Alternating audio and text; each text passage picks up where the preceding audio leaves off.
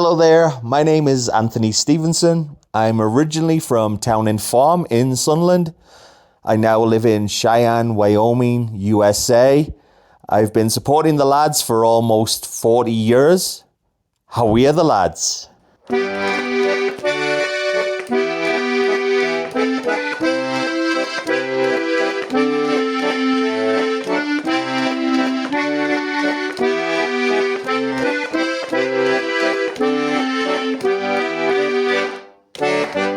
Hello and welcome to another episode of Black Cats Chat, the Sunderland AFC International Fans Podcast. My name is Lee Thirkell. I'm from the Bilbao Black Cats, and today I'm joined by two new guests of the pod. First of all, Ian Mcnee in Germany. Good morning to you, Ian.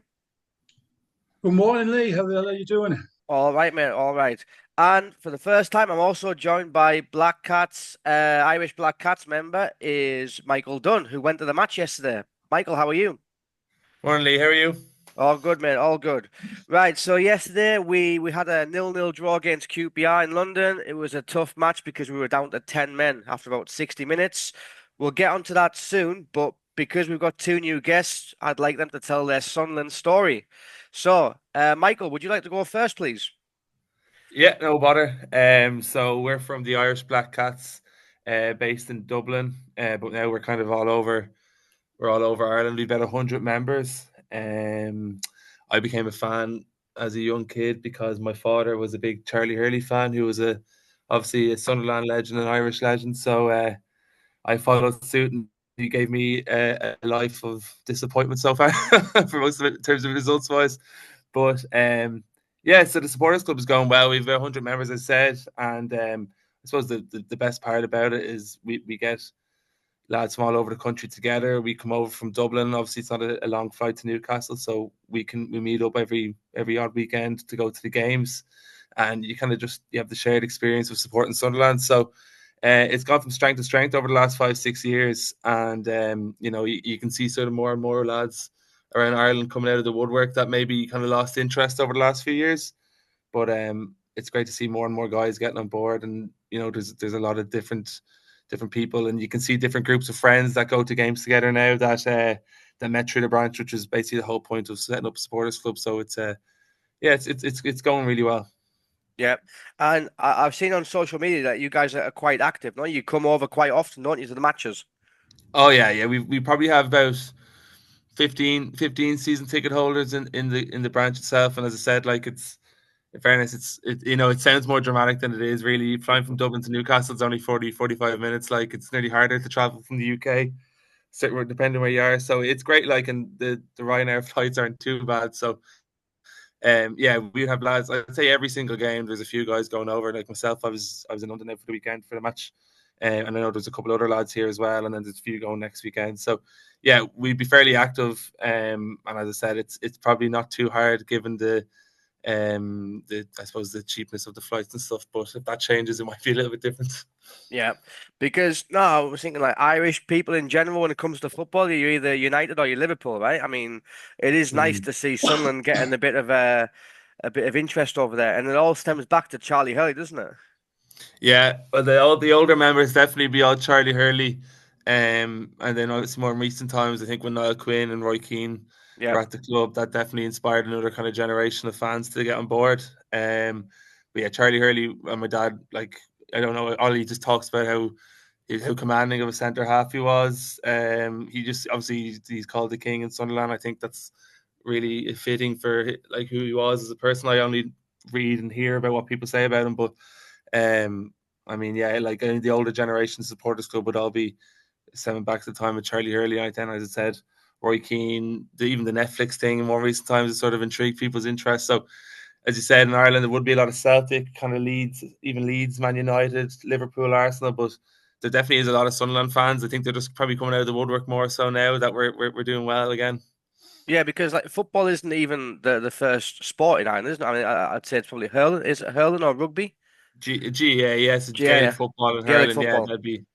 that'd be a massive sport. Like, that's sort of ingrained in Irish culture from throughout their history. Like, so, like, every kind of little rural area in Ireland would all have a GA club. So GA would be massively influential in terms of early Irish society, more so than even just as a sport. So that would be definitely number one. And then football and rugby be kind of joint second. I think maybe in more recent times, the rugby teams, the international team, they've been quite successful. So that's sort of inspiring the younger generation. But football is massive here as well. It's just, I think people are a bit they just lost interest with the international team at the moment because they're just not going so well. So, but it's still hugely important. Like, and I'm a teacher, so I see it in school. Like, kids love football, but they're just sort of searching for that bit of success again as well. All right, thanks a lot, mate. Right, Ian, you ready? Your turn. Right, well, my name is Ian Mcnee. I was born in Seaham, about 6 miles south of Sunderland, in 1952, so I'm one of the older generation. I first went to Roker Park when I was 5. Well, I wasn't even 5, I was a couple of months off it. My Uncle Tom, who was football daft, he was so daft, he used to go to St James's one week with his magpie mate, and the following week, both of them would go to Roker Park, but this was back in the 50s, obviously, when things were accepted, or I couldn't see many people doing it these days. Anyway, his Christmas present to me in 1956 was to take us to the match. I had no idea what the hell he was talking about. But in March of 1957, all of a sudden we're walking down the back streets of Roker towards these enormous 4 floodlights. I mean, I'd seen them down the coast from Seaham those days because of the pylons. You could see the floodlights from miles away.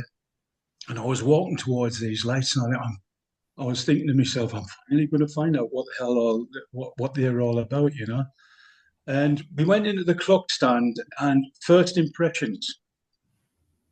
First of all, the lights weren't there anymore. It was very dark underneath the clock stand. The clock stand was wooden. As I say, I came in the clock stand, and it was dark, but it smells a bit. Hot bovril. Decades of smoke ingrained into the wood itself. And then we went up steps in the clock stand. And at that time, there was no seats in the clock stand. We stood in the clock stand. The seats, put the seats in for the World Cup in '66. We came out to this vista, which was just all of a sudden light. And I've never seen grass so green. It was a night match, obviously. And it was brilliant. Who we were playing, I've no idea. I know the opposition played in blue shirts with white sleeves, so it could have been Sheffield Wednesday, but then again, it could have been Millwall or anybody else. I don't even know what the score was.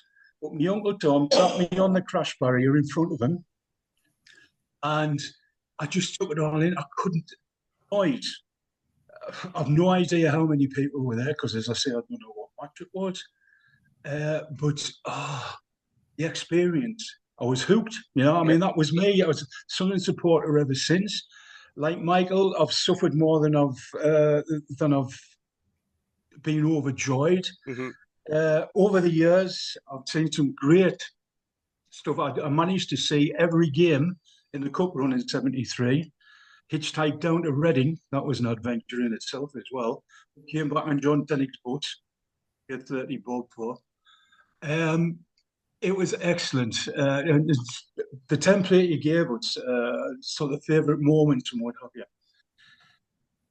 Obviously, with my experiences, the majority of people would say the cup final was brilliant. I was stood behind the goal where Porterfield scored, where Monty pulled off his save, and I still can't believe he did that to this day. Nobody around me knew what would happen. What had happened? All we saw was Dick Malone kicking the ball away. But that wasn't the best game. The best game was the replay against Man City in the 5th round. I have never known an atmosphere like that. There was 55,000 people back into Roker Park. It was loud. It was astonishingly loud. We just never stopped. It wasn't just the full end singing. All of the stands, the Roker end, I stood in the Roker end. Everybody was just into it. And after that game, I knew we had a bloody good chance of winning the cup. I was young and daft. I was only 21. And I thought, okay, we're going to do this. As stupid as I was in them days, we bloody did. We got there. But I remember a little story after the game. There was a journalist the next day was out on the pitch, and the groundsman went up to him and said, "Can I help you, mate?" And he was looking around the stands. He says, I'm just looking for the loudspeakers." He said, "What loudspeakers?" He said, "There's no crowd can make that sort of noise. You've got to have enhanced that, And that's how bloody good it was. It was excellent." Well, I mean, I suppose you've seen the video on social media of Johan Cruyff. He was in the ITV studio, wasn't he? And he made Yeah. comments about like the Sunderland fans. Thanks for that, Ian. But you're also part of the German Black Cats, along Yeah. with Martin, who we've had on the pod before. How Mhm. did you get to meet Martin? Well, the Roker Report did a series of introductions of overseas fan clubs. It could well be there was an article about yourselves, I'm not sure. But certainly there was one about the German Black Cats, which piqued my interest. I thought I was plowing a road furrow over here, and you know what I mean? I thought I was alone. The reason I'm in Germany anyway is because my wife is German, but also I worked for the army. I was never a soldier. I never enlisted, but I worked as a civilian for the army for over 25 years. I met a few Sunderland supporters whilst doing that, but soldiers are there for 3 years and then they're gone. So there was no chance whatsoever of setting up anything. My main link with home was the football echo, which is to be. Yeah. And Martin, as I say, which had been interviewed by the Roker Report, and there were contact details there. I got in touch with him, I think it was about 2017, 2018. And we arranged a meeting for all who were interested, because I wasn't the only one who replied to that. And we ended up in an Irish bar in Cologne, watched the Coventry game, I think it was, ones apiece. But there was about 7 or 8 of us there at the time, just people who showed an interest. The German Black Cats is a fairly loose organisation. We don't pay subscriptions or anything like that. We just know each other. There's 5 of us at the core. There's plenty more on the periphery. I come over at least twice a year, once for the come over with the German Black Cats, and I'm always over for the last game of the season. And the last game of the season, I started that before I even knew Martin. I'm trying to convert all my mates around here, and I always manage to take at least 3 of them with me. So there's 4 of us coming over.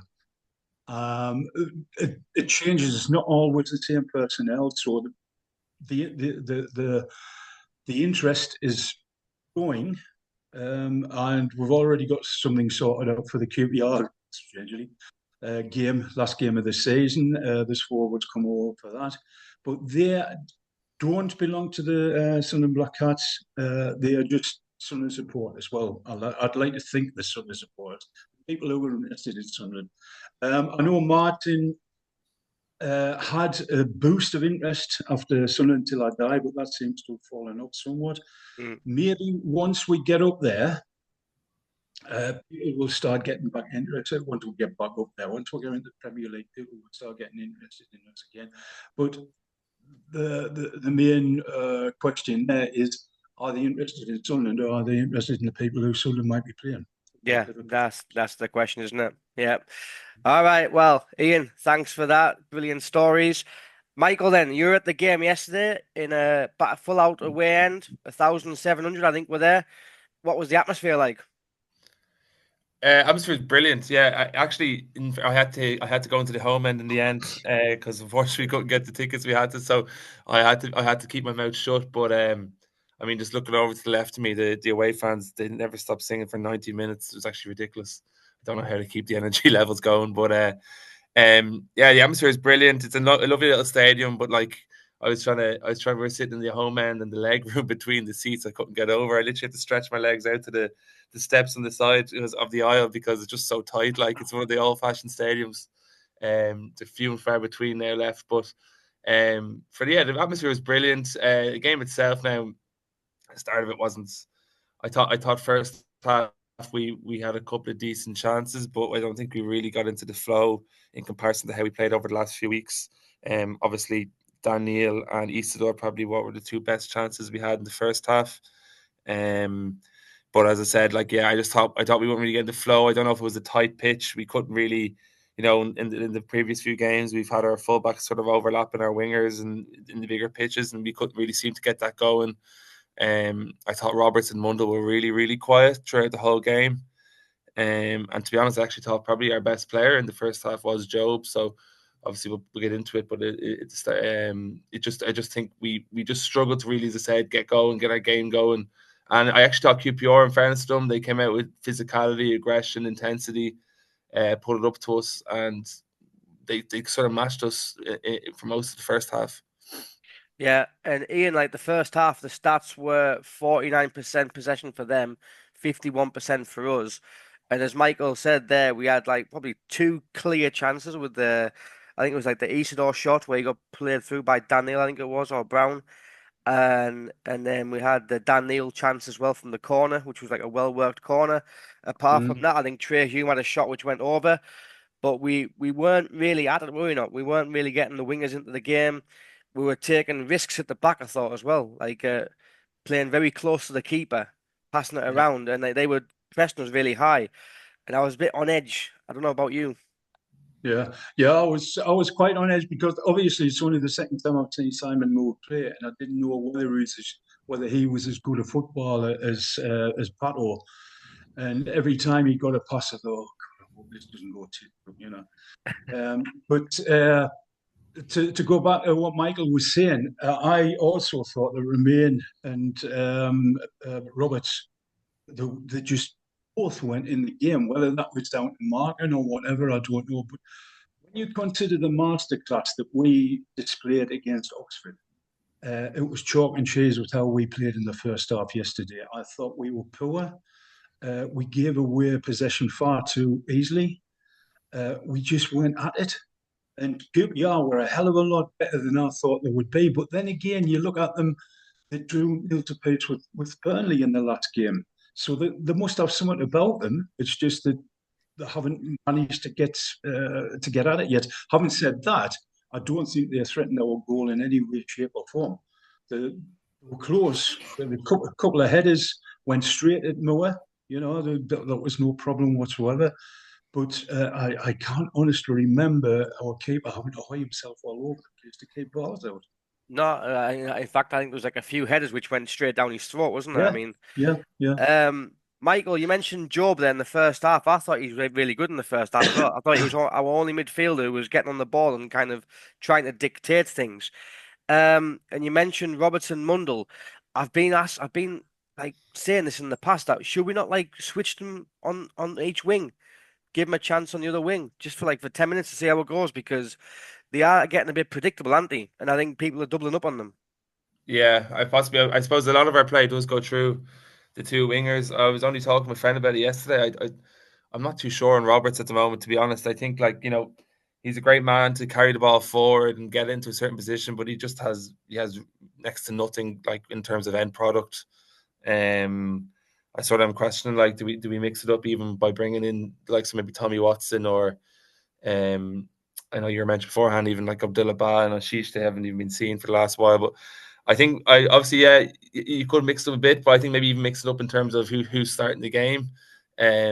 Roberts just he has a lot of ability, but you just see he gets into positions and his shooting is way off, or he the last pass he loses the ball. It just seems that the end product is letting him down a lot at the moment, and you're kind of wondering how long do we persist with that because it's happening kind of consistently throughout the season.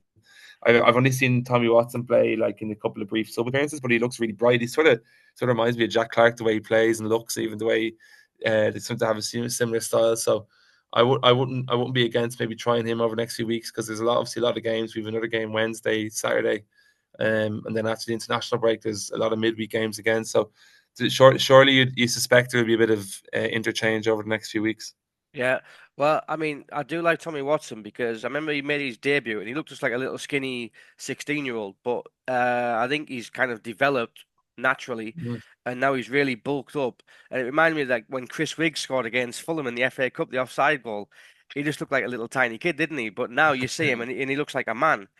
Um, Ian, do you think we missed Rig yesterday? I think we did. I still haven't. Well, I haven't read anything this morning. Why wasn't he playing? I mean, was he injured or was he sick? Has he got the flu or something like that? There was a rumor going around on social media that he complained of chest pains in training, Oh, and he got okay. taken to Sunderland Hospital. And Yeah. apparently, well, the rumors are that he's got like an inflamed heart from a chest infection or something like that. But Okay. Lebris didn't really want to kind of comment on it yesterday. He was just saying, "Nah, he's fine. Yeah. He'll be back next week." So, but again, we Okay. have to look after him because he's still only 17, so he's I, still did- I only was I was a going to kid. say he plays incredibly. I mean, 17-year-old. When I was 17-year-old, I was young and daft. I couldn't even kick a football straight, and he's lumping people all over the place. And he's playing killer balls. He's scoring brilliant goals. How the hell did that happen? He's 10. He plays football 10 years older than he is. Yeah, yeah, It's absolutely. it's brilliant. Yeah. But going back to the match yesterday, I thought Brown had a poor game as well until Job got sent off, and then he came more into the game. But he looked a bit lost. He wasn't um, a good replacement for Riggs. Let's put it that way. Yeah, Michael, maybe you can help us with this because like you've probably seen more of Alan Brown because of the Irish connection. Yeah. Is he a like for like replacement of Rig or is he not that type of player? I know, definitely not.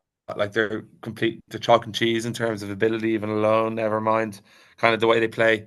I mean, you're probably when you look at it, you're comparing Alan Brown, who's like a journeyman championship midfielder, to Chris Rigg, who could be playing for England in 3-4 years. So it's probably an unfair comparison. But no, like Brown's probably more workman like. He definitely brings that bit of championship experience and know how, and he's good for getting a couple of goals, which he's already got this season. Um, but I mean, they're very different types of players. I mean, Rigg is like our playmaker. He's getting on the end of crosses. He's creating a lot for us.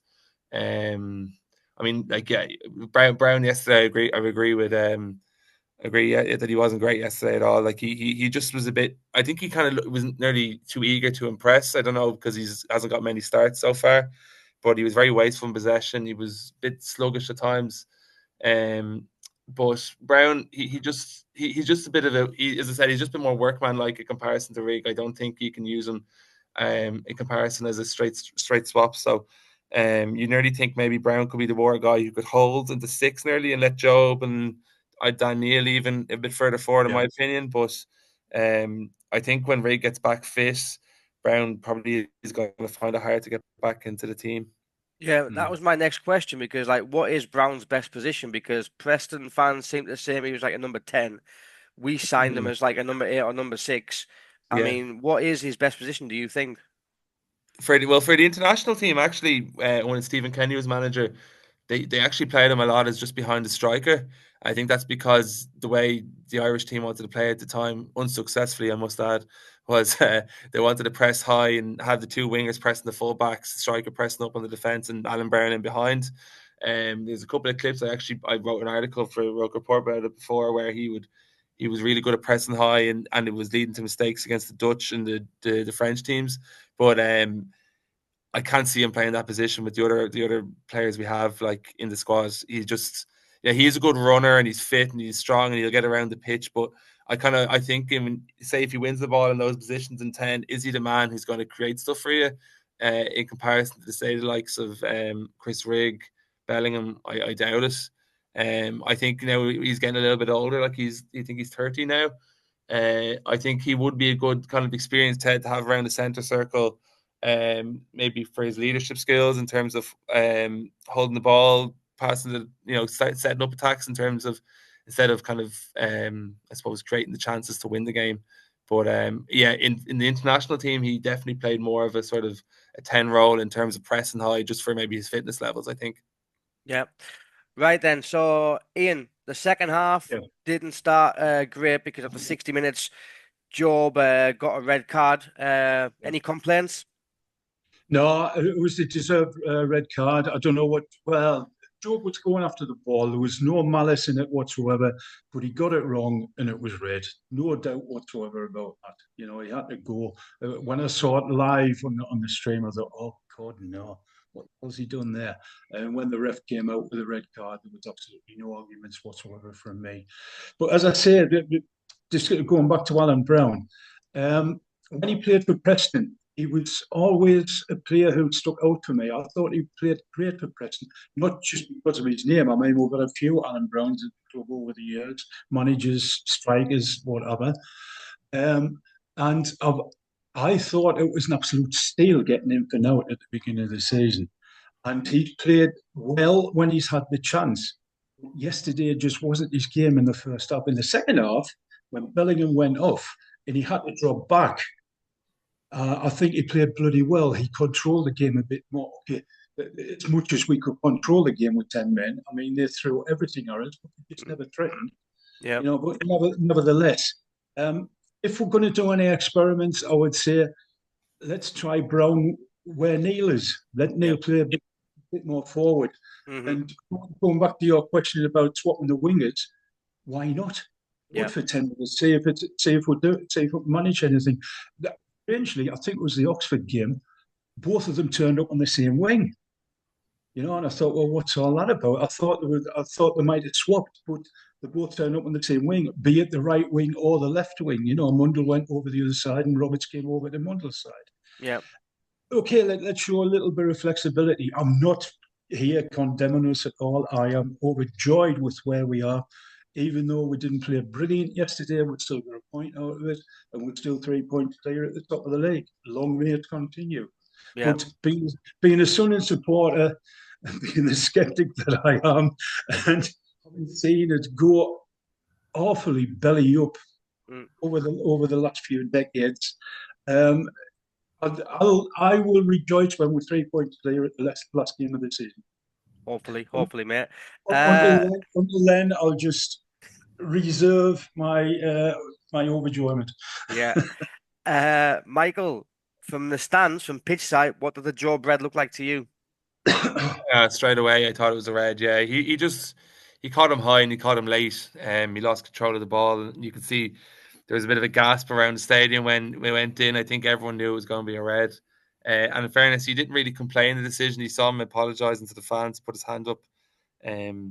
I think he knew it was a red. Like, I mean, and he was a loss because, as I said, I thought first half he was just showing the form that he'd shown so far this season in terms of just controlling the game and driving us forward.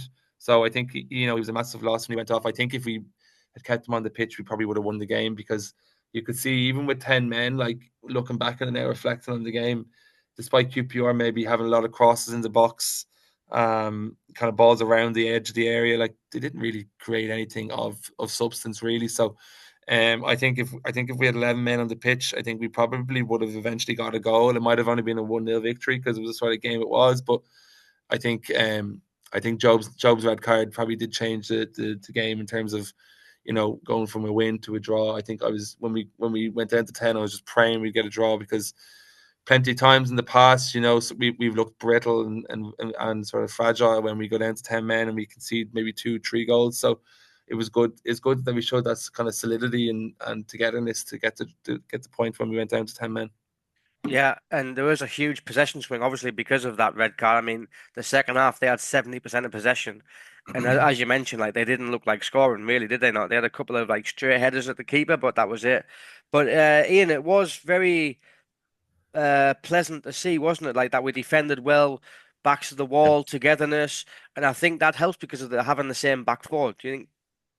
Like, Mepham, 09? Yeah, definitely. As I say, the one good thing you can take out of the game yesterday is that the defence held. Last year, the second half of last season, would have lost 3 or 4-0 if QPR had ever got a decent shot on goal. But we were steadfast. The midfield dropped a bit more. Isidore was up on his own to start with, and then they brought Connolly on it, and he was exactly the same. He was on his toes. Isidore dropped to the left side where Mundle was.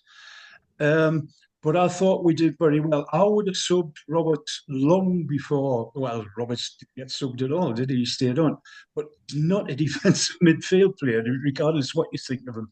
I don't know. Maybe I would have brought O'Cheech on just to see what could happen. I don't know what he's done to RLB or the other way around, but they don't seem to get on too well with each other. Apparently, O'Cheech was at Lorient when RLB was there. Whether something's happened in the past, I don't know, but at least he's putting them on the bench. He's putting them on the bench. Use them. Yeah, well, he wasn't on the bench yesterday. He was playing for the under-21s against Man Oh United. right, sorry, I thought it was. I never saw. No, I never saw the bench. I just saw that my ender was on the bench. Yeah. But I mean, what would he have done? He couldn't bring him on. I'm surprised he brought Conley on. I thought he would try to shore up the midfield and go home with a point. I mean, we came home with a point. Yeah. But, and I wouldn't say it was dodgy because the defence played bloody well in the second half once Joe had got off. But I don't know, maybe he could have shaken it up a wee bit, get a couple of fresh legs on to get hold of the ball and get it out of our danger area. Yeah. Michael, that brings me on to my next point then, like the lack of subs and do we need perhaps Aushish and Bart in the squad to have as options to come on the bench? Because our bench right now yesterday was Alexic, 18-year-old, Tommy Watson, I think 17, 18, Zach Johnson, and Harrison Jones. I mean, they're not options that you want to bring on, do you not, against QPR when you're down to 10 men. No, but I suppose you got a question as well as why the likes of Ba and Ashish can't even get in the squad. Like they mustn't be doing much in training. Is their attitude? Is their application? Do they think they're do they just think when they're getting dropped that they don't try a foot like so? I'd nearly be questioning why they're putting 3 young lads on the bench ahead of them. I'd say I probably would question the attitude of a couple of those. I don't know. It's based off just my personal opinion. I get the impression that the guys probably have an inflated opinion of themselves and think they should be starting every game. Yeah. But maybe more so Ashish than Ba, I would like to see, purely because I think at times last season he certainly showed that he had something. He nicked a couple of goals for us, and he has that kind of creative spark that it might come in handy, especially now if Rig is out and with Bellingham injured. So I probably wouldn't be surprised to see Ashish in the squad. Personally, I think Ba is not great at all. I think he just looks like a headless chicken at times on the pitch. He gives the ball away so much. Yeah, he might create the odd thing, but I don't think he suits our setup now, where there's a high emphasis on sort of work ethic and togetherness and working as a team. I see him more as an individual. Oshish, I'd say, will probably come in the Preston squad, you suspect, especially if Rig is out as well. But Ba, I can't see him playing for us again, to be honest. I'd say the two of them could actually be gone in January anyway, if we can get a replacement as well. But there clearly is something to miss. As was mentioned already, Gilbert had a Shishat in France as well, so they mustn't have seen eye to eye. But yeah, I'd say Yashish might come in, but you probably wouldn't be surprised if both of them are gone come January. Yeah, well, he scored a cracker yesterday for the under-21s against Man United, so that was how she's, by the way. So, yeah, it'd be nice. I think he does offer more than Bar, but yeah, must be a attitude problem. Right. Anyway, to wrap things up, then we've got Preston on Wednesday night. Preston at 20th, 1 win in 5, 3 draws, 1 win and 1 defeat. Ian, how do you think that's going to go? Well, with Sunderland, the former player always comes back to bite our arse. Put money on Greenwood scoring a goal on Tuesday, and put money on Ellis Sims scoring a goal for Coventry on Saturday. It's going to happen, But nevertheless, I don't see why we shouldn't go there and get something. Bristol City tanked them 3-1 yesterday. I think it's only the second home game they've lost, but hopefully it's a long, slippery slope, and we can take advantage of it.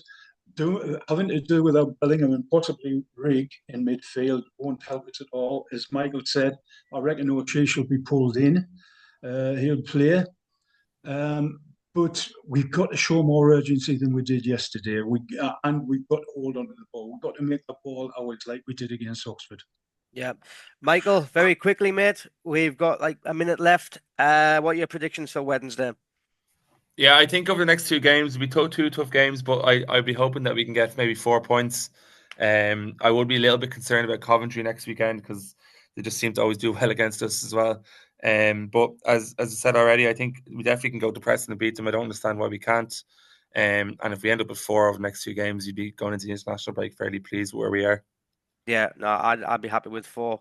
And Michael, I reckon next week you're at the Coventry game at the Stadium of Light. Is that right? I am indeed, yeah. Yeah. And you'll be back on as well next Sunday. Yeah, I'll give you a hand, yeah. Brilliant, mate. All right, well, next game is on Wednesday against Preston. Hopefully we can get back to winning ways. Ian, Michael, thanks for your time today. And how are the lads? Great to talk to you, Lee. Cheers, mate. Hey guys, I'm Millie. I'm from Córdoba, Argentina, and I've been supporting Sunderland since 2014. Sunderland take over everywhere we go.